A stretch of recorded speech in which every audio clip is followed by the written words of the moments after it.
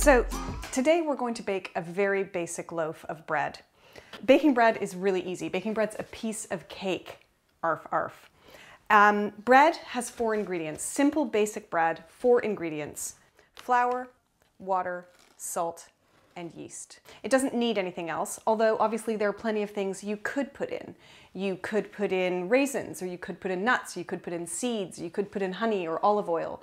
But you don't need to put in any of those things. So today we're going to make a really basic loaf of wholemeal bread. Today we're using whole grain flour, and we're going to put 600 grams, measure out 600 grams of flour onto the scale. There are lots of ways to incorporate yeast into bread dough. And the way I do it is I make a little well in the flour.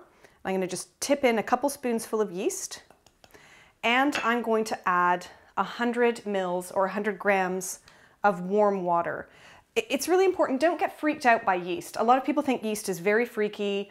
They don't know what to do with yeast. The only way you're going to kill yeast is with water that's too hot. You could put ice water on the yeast and it would be fine. Just don't put hot water on the yeast because that will kill it. So this water is sort of, I can hardly feel it when I put my fingers in. So it's body temperature. And that's just fine. If it's colder than that, it'll take a little bit longer to proof. If it's too hot, it'll die. So don't do that. Don't go killing the yeast. So I'm going to put 100 mils on here. And then what you want to do is just